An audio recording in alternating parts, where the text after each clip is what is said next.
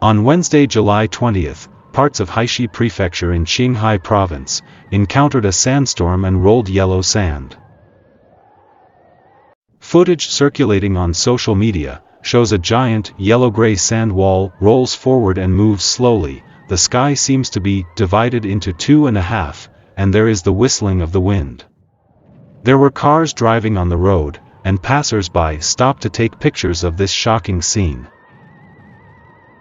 A few days ago, Qinghai encountered a sandstorm, showing a picture that covered the sky and the sun. However, the China Meteorological Administration official science reminder: avoid outdoor activities as much as possible when sandstorms occur. After investigation, Qinghai meteorology official micro at 17:55 yesterday, an orange warning signal for sand and dust was issued. At that time, it was expected that there would be strong sandstorms in Chaidan town and Zidishan town from 17:55 to 23:55 on the 20th, and the visibility was less than 500 meters.